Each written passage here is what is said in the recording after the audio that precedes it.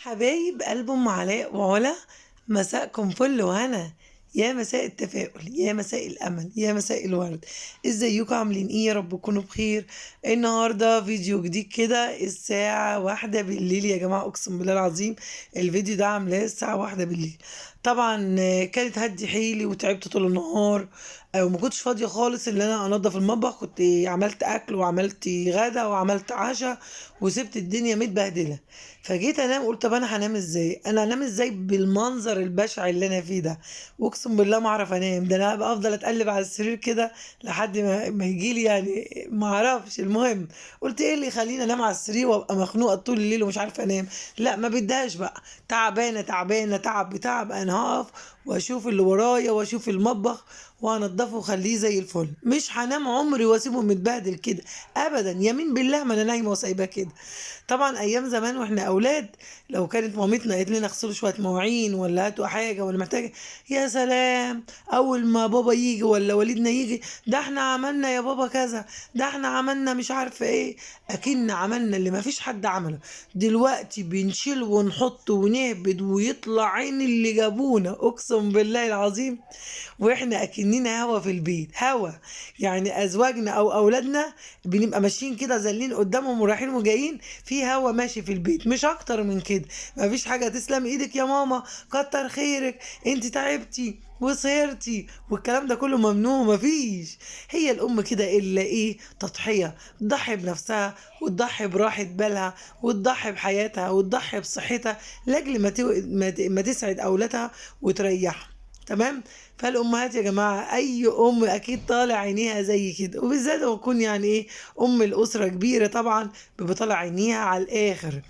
طبعا مسكت المواعين عماله اديله ادي ومش راضي يخلص خالص. كل ما اديله ادي، عماله ادخل شوط واطلع شوط، اغسل شوط واشطف شوط، مش راضيين يخلصوا ابدا. وهاتك يدعيك، هاتك يدعيك. ما فيش فايده ابدا. اقول لهم هم مش راضيين يخلصوا ليه؟ هو في حد مسلطهم عليا؟ بجد والله مش راضي اخلص منهم خالص. هفضل وراهم وراهم لحد ما اخلص. انا حابه كمان ارحب بحبايبي يا جماعه اللي لسه اول مره يشوفوا ام علاء وعلا. بقول لكم حبايب قلبي ما تحرمش منكم، يلا اشتركوا في القناه وشجعوا ام بسيطه كده، ابسط من البساطه كده زي ما بيقولوا، ام مصريه ابا عن جد. تمام. طبعا ام بقى ايه؟ الام الشقيانه واللي طالع عينيها واللي طالع يعني بص من الاخر خلصانه من ولادها ومن البيت. تمام. انا بحاول اشطب المطبخ. بحاول يعني، انا عمال اعمل فيه محاولات اقسم بالله. انا في الفيديو ده عمال اجري، شفت القرد اللي بيجري في قلب المطبخ؟ انا القرد.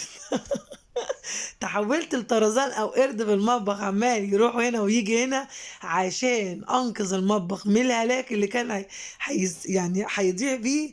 طبعا ما كنتش هعرف اطبخ، ادخل اطبخ او ادخل اعمل اي حاجه تاني يوم هو بالمنظر البشع ده. تقريبا لو كنت دخلت كان ممكن جالي انهيار عصبي. كان جالي انهيار عصبي رقدت بيه. ادخل اتعامل ازاي مع شويه الاطباق والحلل الاوباش دول؟ اه والله العظيم بجد والله جننوني خالص. المهم قلت هتخلص منهم. كان عندي شويه اكل كده، حاجات خضار، حاجات فاضل بواقي اكل. قلت اعينهم دولت ايه، عندي بطايتين كده مربياهم، قلت اعينهم لهم كده ما ارموهمش في الزباله عشان حرام. بواقي الاكل دي يا جماعه لو عندكم طيور حطوا بواقي الاكل للطيور، خساره ما ترموه.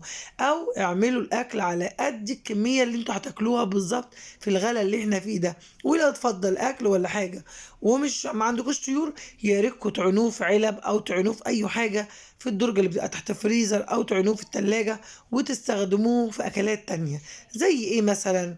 زي مثلا عملنا شوية محشي بقى، شوية رز اللي هم حوالي قد بيضة كده، بقوا فاضلين شوية صغننين كده، ممكن احطهم في طبق صغنن او على مثلا حتة ورق كرنب على الوش كده ويستووا. ممكن احطهم في قرن فلفل وبطاطستين، اقورهم واحطهم على الوش. طب ما عندكيش الكلام ده خالص، هسويهم واعينهم في جنب، وتاني يوم احط عليهم شويه خضار وخرط عليهم بصله وقرن شطه وراح حط عليهم بطين وعاملهم قرص بيض نفطر بيه انا والعيال. تمام. يعني حاولوا تدخلوا الاكلات بتاعتكم تجددوها في اكلات جديده، بدل ما ترموا الاكل بتاعكم. عشان ايه؟ ربنا طبعا ايه هيحاسبنا على كل حاجه بنعملها سواء حلوه او وحش. وزي ما امهاتنا قبل كده بيعلمونا، لموها تلمكم. يعني كنت اقعد اكل كده ويبقى اكل مثلا ايه، حاجه بسيطه قوي في الطبق، كنت مثلا اجي اقوم اشيل الطبق كده واجي اعينه، كانت ام الله يرحمها تقول لي ايه، لميها تلمك. اقول لها يعني ايه لمها تلميني؟ تقول لي يعني لم النعمه دي ما ترميهاش، هتلمك بعد كده. مش عارفه الوقت ده يجي امتى بالغلا اللي احنا فيه ده. انا والله ياما لميتها كتير، يا لسه لحد دلوقتي مش هتلمني. المهم الله يرحمك يا امي، ويجعل مسواك الجنه يا رب العالمين، ويكرمك بالفردوس الاعلى. طبعا ست الحبايب كانت اطيب ام واحن ام علينا. الله يرحمها. كانت تقول لي يا ام علاء انت ما تعبتنيش في حاجه خالص، حتى قبل ما توفى تقول لي انت ولا تعبتيني في اي حاجه، حتى وانا بولدك ولادتك سهله، وانا بربيك ما عذبتنيش زي اخواتي، اقسم بالله العظيم. تقول لي انت حياتك كلها سهله في سهل. فربنا يعني يرحمك يا امي، ويا رب يستجاب منك الدعوات اللي كنت بتدعيها لي، اللي ربنا يفرجها عليا. بجد انا في محنه وفي كرب شديد، محتاجه فعلا دعواكم يا جماعه، دعوه 40 فرد مستجابه. يا ريت اللي بيحب ام علاء وعلا يدعي لي دعوه من قلبه، اللي ربنا يفرج همي يا رب العالمين، ويفرجها عليا ويجعلني كده مجبوره الخاطر يا رب العالمين. طبعا كنت في الوقت ده غاسله كمان، يعني انا وانا واقفه ورحت مشغله الغساله، قلت اغسل بالمره مواعين وهدوم وانقذ نفسي، لان المطبخ كان اتدهور من كله، لان الملابس بتاعتنا احنا بنحطها في المطبخ تمام، والاكل والشرب بقى والغسيل وكله ده في المطبخ. فالمطبخ لما لقيته اتبهدل كده، حسيت ان انا عملت جريمه، عملت نصيبه دي. ده مش مطبخي ده، يعني عامل شفت لما واخده الزريبه اكني دخلت الزريبه، وانا مش واخده على كده، انا واخده اللي ايدي في الحاجه اول باول، وانضف حاجتي اول باول. بس كان عندي بقى عذر اللي انا تعبانه، وفي يعني ظروف عندي وكده، فما قدرتش خالص اللي انا انضفها. اللي انا قدرت بس افضى، اللي انا اقدر يعني ايه احاول افضي نفسي اللي انا افضى، اللي انا اعمل اكل لاولادي، مش اكتر من كده. ليه بقى؟ حتى لو انا مش فاضيه يا جماعه اعمل اكل لاولادي، لان الناس البسيطه اللي زينا ميزانيتهم ما بتسمحش ان هم يطلعوا يجيبوا دريبلي او يطلبوا دريبلي او ياكلوا بره، الميزانيه هتخرب وتبوظ اقسم بالله العظيم. فاحنا لازم نمشي بيتنا على قد ما نقدر، يعني على قد لحافك مدي رجليه، زي ما والدتنا علمت، على قد لحافك يا ام علاء مدي رجليك. انا فضلت لما مش عارفه المها في حته.